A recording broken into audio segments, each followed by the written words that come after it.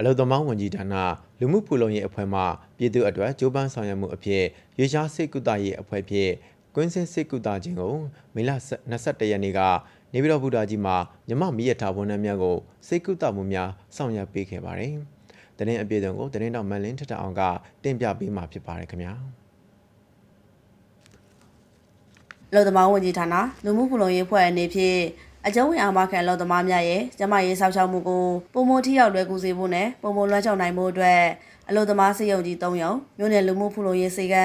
96ခန်းဌာနကြီးစေကံ62ခန်းတိုင်းရင်းစေကံ1ခန်းပုဂ္ဂလိကစေယုံစေကံနဲ့ပူပေါင်းပြီးစာချုပ်စေကံ84ခန်းမိဘဝန်ဆောင်မှုအတွက်စာချုပ်စေယုံစေကံ9ခန်းရွေလျားစေကုသရင်4စီးနဲ့ကျမရေးဝန်ဆောင်မှုကိုထိရောက်ရောက်စဉ်ဆက်မပြတ်ဆောင်ရွက်ပေးလျက်ရှိတဲ့အပြင်အာမခံလုံသမားများနိုင်ငံပိုင်ပြည်သူစေယုံနဲ့တက်မတော်စေယုံကြီးမှာပြသပြီးစီးဖို့ကုန်ကြစည်ကိုလည်းလုံထုံးလုံနည်းနဲ့အညီတမတ်ချက်အတိုင်းစနစ်တကျစီစစ်ပြီးဆောင်ရွက်ပေးလျက်ရှိကြောင်းသိရပါတယ်။လူမှုဖူလုံရေးအဖွဲ့အနေနဲ့ကအကျုံးဝင်အာမခံလုံသမားရဲ့စောင့်ရှောက်မှုကိုတော့စဉ်ဆက်မပြတ်တော့တောက်လျှောက်လုပ်ခဲ့တဲ့အထဲမှာအခုတော့ပြည်သူ့အတွက်ကြိုးပမ်းဆောင်ရွက်မှုအနေနဲ့ကြတော့အလုံသမားစေယုံကြီးတွေမှာဘာသာရပ်ဆိုင်ရာဆရာဝန်တွေအများကြီးရောက်ရှိလာတဲ့အတွက်ကြောင့်အဲ့မှာစက်ပစ္စည်းတွေလိုအပ်ချက်တွေရှိတဲ့ဟာတွေအကုန်လုံးကိုလိုက်လံကြည့်ရှုပြီးတော့လိုအပ်တဲ့နေရာမှာစက်ကိုလည်းထပ်မံပြီးတော့ဝယ်ယူဖြစ်တင်ပေးနေပါတယ်။ရန်ကုန်အလုံသမားစေယုံနဲ့မန္တလေးအလုံသမားစေယုံကြီးမှာကြောက်ကတန်းစင်စက်ကိုလည်းလေးလုံးစီထားရှိပြီးတော့ပို့ပြီးဆေးလို့ရအောင်ပို့ပြီးထိရောက်မှုရှိအောင်ဆိုပြီးတော့နှစ်ဆိုင်နဲ့ဆေးတဲ့ရှိပါတယ်။အဲ့ဒါအပြင်ပြည်နယ်နဲ့တိုင်းတွေမှာစက်ရုံအလုံဌာနဝေးကွာတဲ့နေရာရွေးရှားစေကူတာရင်နဲ့စက်ရုံအလုပ်ဌာနအရောက်ကွင်းစေကူတာမှုကိုဆောင်ရွက်ရရှိပါတယ်ဒီ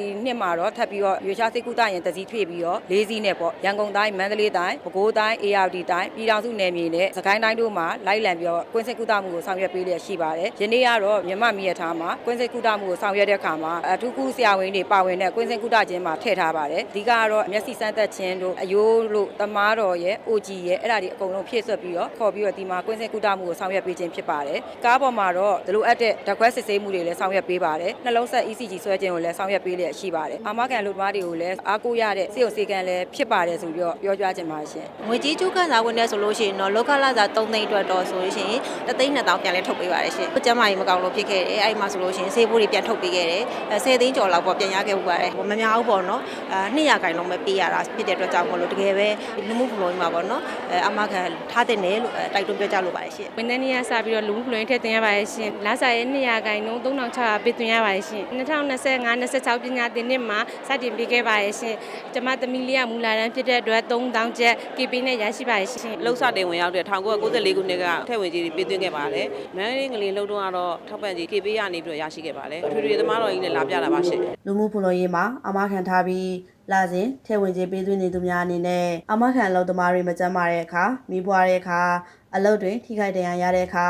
သေဆုံးတဲ့အခါတဘာဝဘေးရန်တွေကြားရောက်တဲ့အခါဆေးလက်မှတ်ခွင့်များအတွက်ငွေကြေးအကျိုးခံစားခွင့်များရရှိတာဖြစ်တဲ့အတွက်အာမခံထားတဲ့အတိုင်းအမှန်တကယ်ဆောင်ရွက်ပေးနေတာဖြစ်လို့လူမှုဖူလုံရေးမှာအာမခံထားတဲ့ကြောင်းသိရပါတယ်။ကျွန်မလေးထက်အာမရှင်။